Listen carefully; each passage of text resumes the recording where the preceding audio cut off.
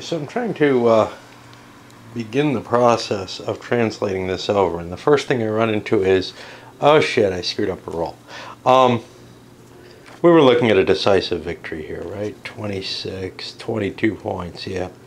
Now, it's possible those points could have gotten skewed a little bit, because at the end of Gathering Storm, you get to do some points of research. So, for example,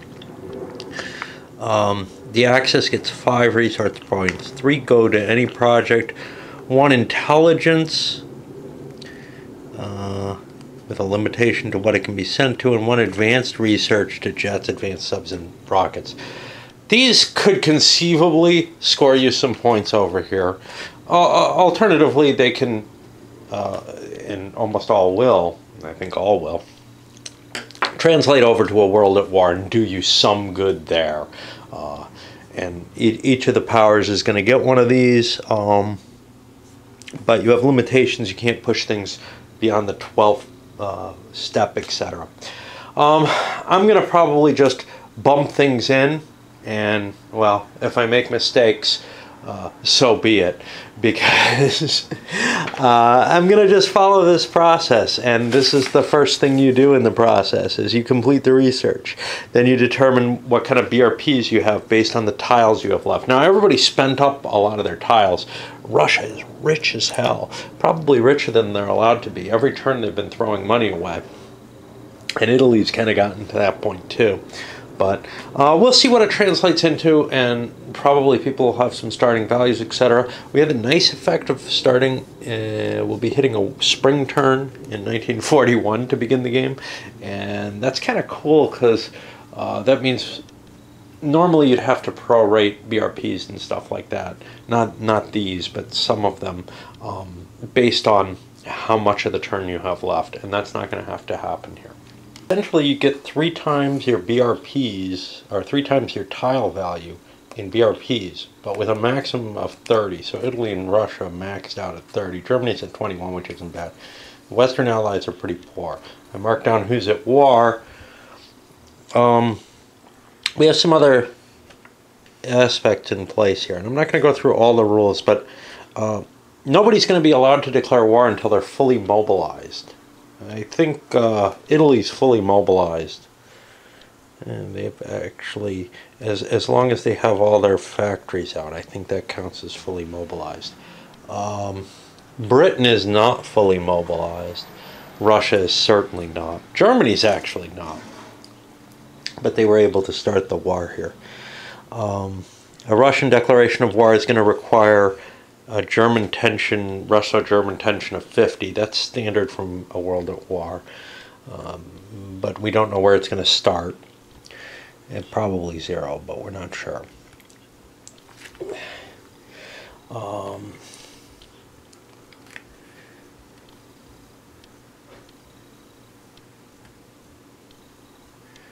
So we're going to use normal a world at war rules because Germany's at war with Britain and France, instead of one of these other options. These are all starting options here. Major power is not at war, may declare war on neutral minor countries as permitted by their normal rules. There's some additions here. Russia.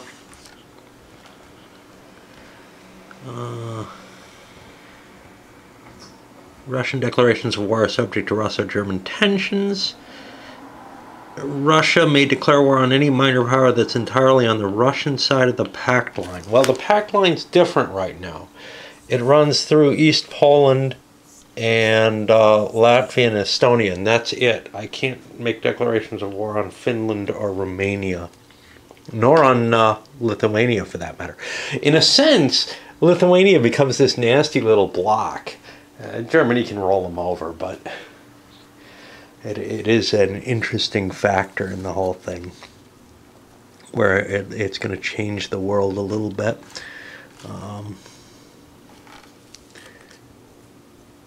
I'll see what else I can learn here about the initial turn, but also the Rhineland. In the strange instance, if somehow Germany didn't militarize the Rhineland, they automatically do so in the first turn of World at War. I don't know if that's a viable strategy at all. To me, it looks like that's the way the Axis lose. for sure, is they just don't bother militarizing the Rhineland. It might make the game last for a long, long time, but man, you don't get to do anything.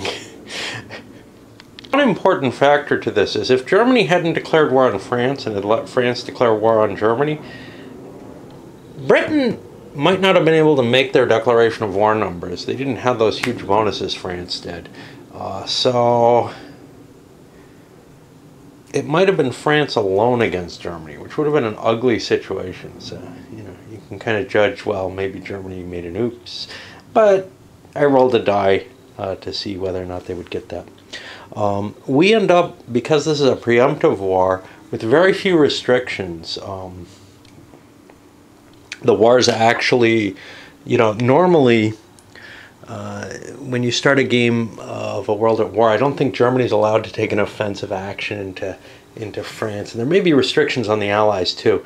In this case, the two major powers are going to war, and they really are. And Germany's allowed to declare war on minor countries and everything. Normally, they're just allowed to attack Poland. So some of those restrictions that normally apply to a world at war aren't going to be there. This is going to be funny, you know, when people see the world at war start and the situation is so different. But, well, hopefully I'll remember to remind them. I may not do that, hopefully. I'm hoping that I'll remember to remind them. But, you know, it's a horrible figure of speech. We come to something anomalous with the mobilizations. I didn't realize how this was going to work. But first of all, each of the mobilizations that we have add 10 to our BRP base. I don't know. 1, 2, 3, 4, 5, 6, 7, 8, 9, 10, 11, 12, 13, 14. That sounds about right. I think the Germans start with 165 or something like that, but I don't remember. But in addition to that, you're allowed to mobilize BRP value of units. Now, what's weird here is Italian units mobilized here count the same up on, you know, on here as German units, but obviously each German mobilization gives more units. Well, wait a minute. No, that's not that strange, because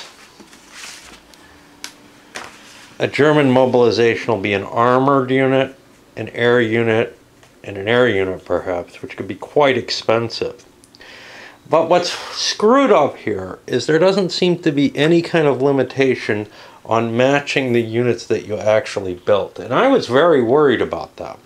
And I may actually try to translate as much as I can the mobilization to match the force pools that I was actually developing in the game. It seems kind of silly that, you know, I've built up all this armor and now I don't actually get stuck with that armor, right? I may have built this armor up to get a specific support level, and I kind of wanted armor, but now I'm completely flexible and I can buy what I like. I'm going to try to figure out how to target that, but I really don't know how. There's no guidance for that at all because it doesn't seem to have a rule for it. Now, gathering storm restrictions on forcible additions from mobilization continue to apply in a world at war. Major powers that have not completed their mobilizations by the time the war breaks out, I guess everybody's fully mobilized in the historical game, except of course Russia. Therefore mobilize in the same manner as gathering storm, adding the equivalent of world at war units to their force pool as they become available. Whatever. I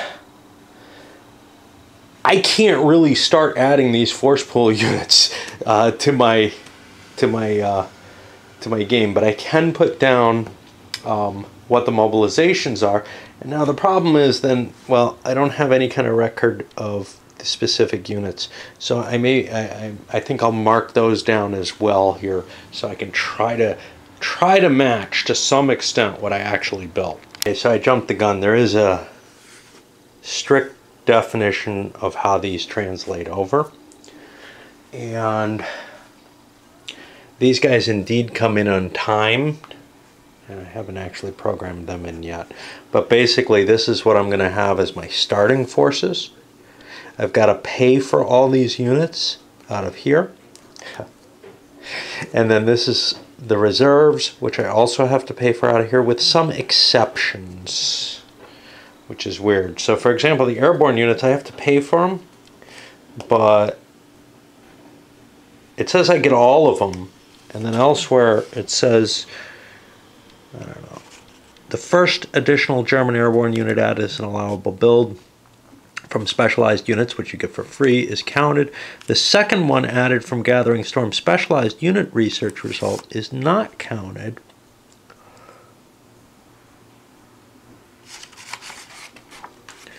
I think I have both from this, right? Okay, so one of them doesn't count.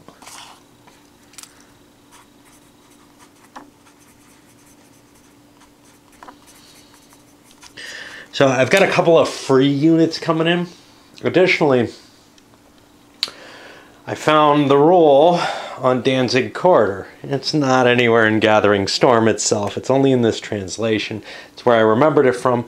Apparently, if I take just the Polish corridor peacefully, well, I assume peacefully means without taking Poland over, I get some additional stuff, which I probably would have done, but screw it, I didn't do it, you know, because I couldn't find the rule. I knew there was something that came to you. Something I probably should mark into that playbook as a, hey, if you just take the Danzig corridor and don't have to fight over it, you get this bonus, and so you should demand it. It seemed to me that I was in kind of a hurry, so, you know, there was no real benefit, so I took it all at once, just like I did with Czechoslovakia. Such is life. I've got some more stuff I got to figure for the Germans, I think. Oh, yeah, so once I allocate these points, I have to, including the ones on the map there, if I can't pay for them all, I guess I take a shortfall in German infantry. And I have to also pay for the shipbuilding construction. Now, in a sense, that's fine, because those shipbuilding constructions have already been charged against me in the sense that I didn't take an armor for them. So they're already kind of baked into the system. So it should come out close to that too. Well, right now it's at 280. I still have a factory to mobilize during the course of the game. So that's also a factor to consider. It's got itself some serious problems. First of all, it only has 48 BRPs fully mobilized, which seems like, I mean, that's not its initial money. That presumably will be more. It should have a base of, normally I think it has a base of 90, and it should be at least that high, right? But the 48 points is how many points of units it has mobilized, and that includes its reserve units that are coming in here. Now, my armor, because I reached the armor results, they're going to be 3-5 armors. I only have to pay for them as though they're 2-5s, which is weird because the Germans actually get assessed against the 4-6 armor. But that may be fair because the German base force pool includes those 4-6 armors. So if you don't get your research results, you're actually just screwing yourself. You'll have extra BRPs, and I don't know what happens if you get like some additional 1-3 infantry or something. You'd get quite a few if you don't do any armor. Another problem I have is all those air units that I built. Looks like quite a few, actually, as a proportion of their army. Well, those just cover the huge carrier force that the Italians launched. That's going to be kind of interesting. They're not going to have any ground-based air to begin with, but they are going to get 8 points. That's like 2 factors of Army Air Force, and then some more naval air to throw in. So they're going to be mainly a naval power. I guess if you balance these out and are really aware of what you're going to be producing, you can be careful. They have to pay 5 BRPs for their shipbuilding costs. Somewhere it says they get their airborne for free. I don't know if they just get it in their force pool or not. I thought that was something that came in late in the game. But, you know, in a normal game of A World at War, the full glory or whatever comes in, I think around 42 or something, and there's no research result that pertains to that, so I'm not sure what's up with that, but it sounds like you're supposed to get one. for free. I'll keep pushing through. You know, we're only on like page 3 or something of this. Of course, no page numbers. There's something weird about this this design team. They've decided, unlike everything else in GMT, you know, they're on their own little world, and there's just nothing to help you grasp what you're dealing with. A World at War has the same thing with these, no page numbers on it for some unknown reason. You get used to things like that, and it's really a shitty thing not to have them. This is cute. I wish I could find straight up errata instead of some kind of living rule book that handles this, but where is it? Germany adds the value of any economic interest it has in Russia as a result of the Nazi-Soviet trade pact, or pact. 9.54. 9.54 says the German economic interest in Russia is determined according to Transition Rule 5.44, which is where I just came from. No, wait, that's 5.42. Maybe, I mean, this is just silly. Okay, so this is going to be filled out here, but this is just goofy. Bounce me halfway through the rule book to come back to where I went. We get a specification which seems to indicate that the way we took the Polish corridor is sufficient. As long as we take the Danzig and the Polish corridor, whether or not we get central Poland in with it, I guess.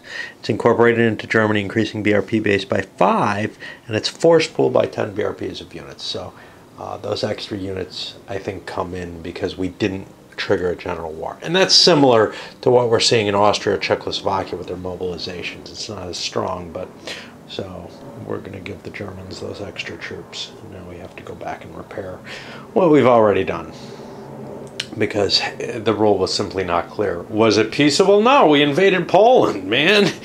It wasn't simply them backing down and giving us the corridor. One minor pedagogical thing, which I'm just catching on to, which is part of why this is hard to capture the rules for this game in my head.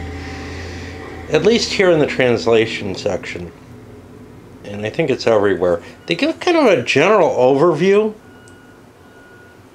as if it's a regular rule. And you feel like you're reading a regular rule. You don't feel like you're reading a little paragraph blurb or something like that. And then you try to apply it, like I tried to apply to the generating, you know, the force pools. Well, I ended up writing up all this information here for the force pool, and none of it is really useful. I had to redo it when I got to the actual rules. So this time I'm going to read through the entire rules. I'm beginning to realize this thing that looks like it's part of the recipe for the rules is really the normal, is the introductory blurb, but done under a very different sort of way. And I guess once you get used to that, everything becomes a little bit more accessible, because you begin to realize you're not really rereading the same thing again. You're reading a set of rules that are lacking the details, and then later you get to a set of rules that have the details, but they're all presented in the same fashion and more or less in such a way that they feel like you're just reading individual rules that are telling you what to do, as opposed to something that's, you know, I mean, for example here, each Gathering Storm research result achieved becomes a World at War research result. How do I apply that? You know, okay. But later on it's going to tell me how to apply that.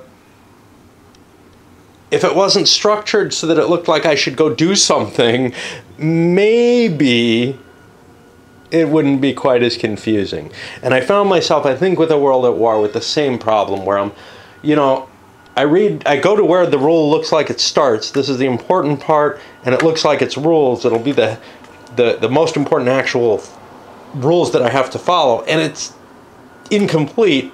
But then somewhere else there is a rule that's complete. If I do this with almost any other game rule book that I'm used to, you know, even going back to Yukinto, and well, they're pretty bad, but GDW, but certainly the SPI rules that use this same kind of case format, even the Avalon Hill ones, although, God, who knows? I don't want to talk about Avalon Hill's rules. but certainly victory games. You end up with this, okay, there's a little blurb that explains in general what the rule is about, but it doesn't try to present it in a way that you'd think it's a rule. And it's very clearly, it's the blurb that you can read when you're skimming the rules to get a general idea of the game, and then when you need the actual rules, or when you want to read through those. So you have this kind of switch in your mind between two different formats. Here, knowing that this is not an actual rules section is actually a big light bulb moment for me. You know, I think that I would be able to tackle the rules better seeing that. But it is so different from what the rest of the hobby follows.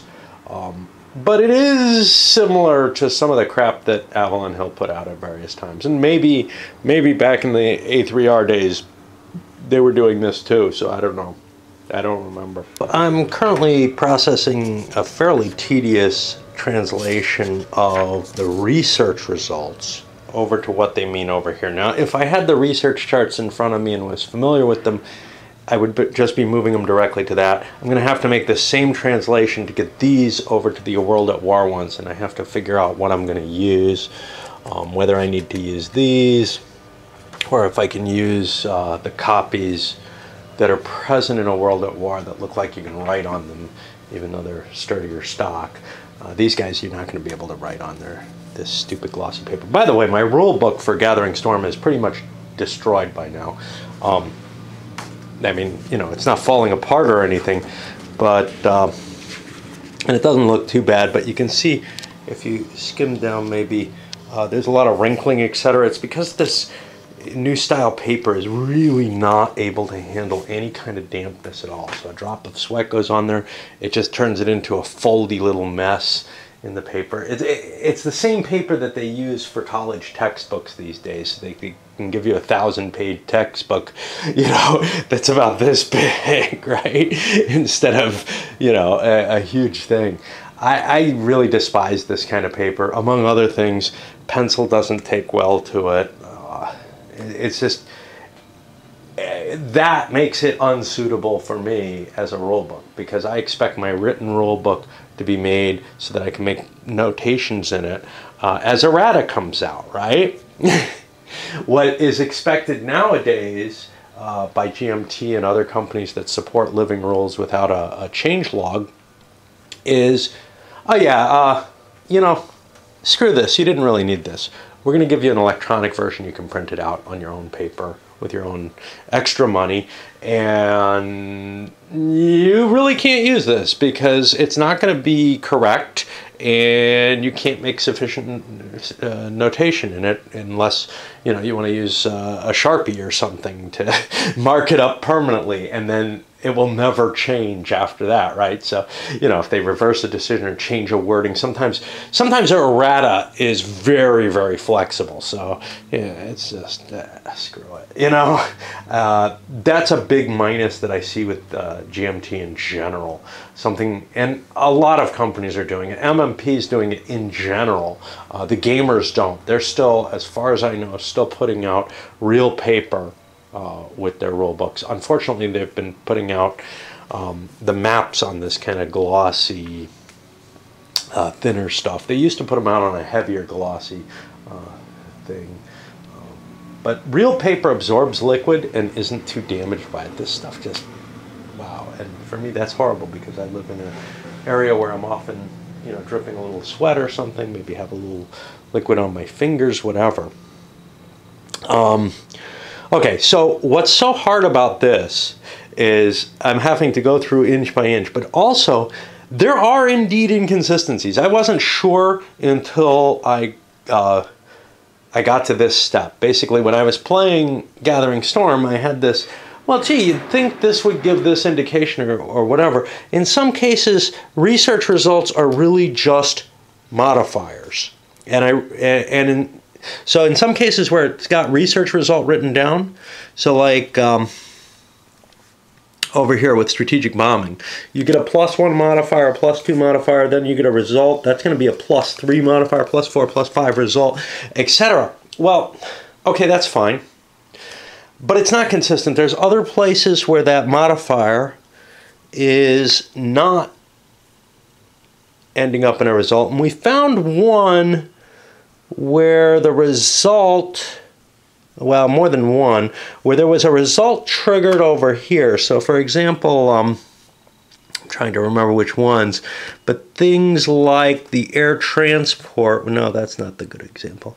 Yeah, things like the air defense, where the result that actually triggers something on the chart isn't even marked on here. It's just, they should have basically two very clearly differentiable ways of telling things. And what's applicable to A World at War should generally kind of fade into the background. And in fact, should be very clearly noted that it's going to fade into the background like these stars. A World at War effect only. Hey, okay, I don't need to worry about them, but what about these other things? Do I need to worry about them? Well, these +1s and +2s, these are World at War effects only as well. The circled numbers, you know, I'm damned if I know what they're standing for. Sometimes they're used, I think, in the World at War. For example, yeah, I'm not sure. I think they're used for A World at War here in the BB design. Sometimes I don't think they're used at all. So like air transport, I've got these numbers.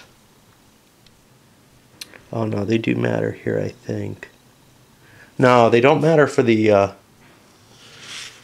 I'm sorry, it's the transport, the ASW.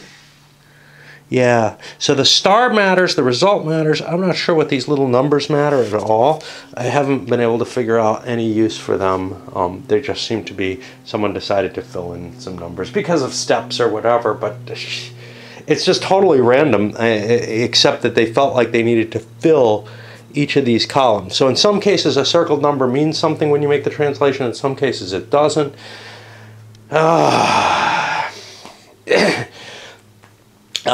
This could just be done much, much better. Certainly, the next time you do it, like with, you know, when I play Europa Universalis, I've gotten used to a certain pain factor in the whole thing, and I've, you know, paid the price of the first few plays. So if you get really used to this, I'm sure it's not that big a deal to have these inconsistencies. But man, it's hard when you're facing it first off. And honestly, it's just not something I expected from GMT. And, you know, again, it's the design process, but, you know, they shouldn't put their name on it if they're not confident that they're putting out a game that's worthy of their name, you know, that fits their standards. And, you know, if I buy an AWE game and it's a mess like this, yeah, I expect that. You know, it's par for the course with AWE. If I buy a GMT game, I do not expect this at all. Okay, well, here's the research results other than the things that affect the actual units. I've got these kind of all tracked in here. Again, I have to push these over onto those charts, but right now I'm just capturing what I can from the rule book. It is definitely a chore. It's a big game though, so, you know, setup is always going to be a chore, but I feel like the translation from this, see, I never did the Days of Decision translation to World in Flames. I played World in Flames within Days of Decision. I didn't set up World in Flames afterwards, but the way that the research and everything is handled, all with these special cases in A World at War, means that each of these have their own little special rules. It's not like just, oh yeah, I get my force pool up to this year, I get the territory I've conquered, whatever, you know. So there's not, you know, the kind of stuff that's handled in Days of Decision. If you have an additional factory, well, you put an additional factory on the board. What the hell? It's not that hard. Here, though, I've got all these different factors for all these different research results, which, you know, some of them, and because A World at War and Gathering Storm, for that matter, following the same tradition, have this kind of Oh yeah, let's make up a different rule for every kind of, research that there is, essentially. They're not all different. Some of them use hey, roll a die, you get a modifier. Some of them use, hey, you get so many results, you get something. But there are significant number of different mechanisms in play, and there's different charts in play for each one. And it just is such a mess to cope with. Well, it means that copying this information over, creating this information is a pain in the ass, and grasping what the hell's going on from it is also a pain in the ass. I got a bunch of numbers, It's kind of like, it reminds me a little bit of the old Stellar Conquest, the space game, which I have up there. Except Stellar Conquest had only a few of these, It's like, seriously, Russia's not too bad, but look at this. This is, your Allied or Axis chart is this many. And this is just for Gathering Storm. There's more over in A World at War. And then on top of that, I've got the similar type of different charts for every country for the diplomacy factors. Luckily, I've pretty much wiped out, most of the countries where diplomacy would be involved, right? Yeah, we still have Bulgaria, Romania, Hungary, Turkey, Spain, Sweden, we got a lot of countries that there's going to be diplomatic actions taken on. Some of them are pretty lame in A World at War, like trying to do diplomacy on the Netherlands or Denmark. It's just not worth it, But if you can get one of the big boys in, like a Spain or a Turkey, that can be a big effect in the game. So quite often, both sides are kind of pumping points in just to make sure those stay even. And the Germans have more points, so they get to get second round picks of things like Hungary and Romania, right? Okay, so now I did the diplomacy, which these are the points that'll be available at the beginning of the year, as far as I can tell, for each side, for each nation. The U.S. I haven't been able to figure yet because I got to figure out the U.S. Axis tensions. I haven't gotten that far yet, but I'm tired.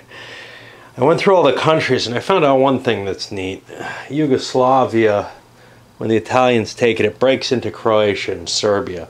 And essentially diplomacy kind of stops happening there. There would have been at least one modifier that swung Yugoslavia over towards the Allies, but nothing that swung Croatia. So it basically sits as a client state of the Italians, Croatia does, with 4 flags in it, and Serbia sits with no flags. And then what we do is we take, find the rules, we take these base values and add modifiers based on the number of flags. Now, if it's 3 flags, it's automatically a 1-point modifier swinging in favor of one of the factions. If it's less or more than that, there's a die roll involved, and I've done those, and we can see the modifiers here. Some of them have economic penetration if there was a economic factor there, and Croatia should have that marked. Additionally, the number of flags you have allows the player who has the advantage to fudge the forces. So the force pools of all these countries has been modified based on the flags, and in general people modified in favor of the countries that they have some alliance with. The one exception is the Germans reduced Belgium-Luxembourg, and they were able to reduce it pretty heavily. Whatever troops are there, if I get them as an ally or something like that, and I don't think that's even possible, that would be fantastic. But the big thing I want is very little interference, and by reducing their army, even if I don't get sort of the maximal result, which I probably won't, and I only have a +1 on the chart, naturally, and I think you have to get like a 7 in order, or more, in order to get the Belgians to just leave you alone. Well, at least there's not going to be as big an army, so it's not as big a deal. And in other cases, like Turkey, I boosted Turkey's troops, even though I don't have a very heavy reliance on them, with the thought of, well, they serve as something of a counterweight.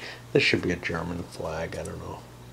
I don't know what happened. I put the wrong flag in place or whatever, but No biggie. And then after that, I figured out the Russian-German tensions, because the pact was formed, they start at 0. They've got to work their way up to 50. And they pretty much follow the normal rules as far as I can see because of the way the game started. Russia is going to get Eastern Poland, and I think they automatically get that. And then they have to actually conquer Estonia and Latvia if they want those. And I'll go on and finish this up with the U.S. Japan has basically nothing. They start as it were. And that looks like it for setup. The rest of it's just little changes in the rules, most of which look like they're, hey, you know, we got some weird situation here because a gathering storm didn't quite, you know, match what was written and expected for a world at war. So we're pretty close to actually starting to sort the pieces and put them out and clean up most of Gathering Storm's political stuff. But I want to make sure. Okay, and I think we finished most of the transition process. And I actually think I have everything down that I need down. So I'm going to probably clean up Gathering Storm, come back with some words on it. I can't really discuss the effect that it's going to have on a world at war from just doing this paperwork. But I guess the big thing I figured out is U.S. Axis tensions, which are based on time plus essentially the success of the Axis in terms of having aggressions. And then a further big penalty for declaring war on France. If I had, again, held off, it wouldn't be, it wouldn't hurt me. The tensions ended up, they start at -50.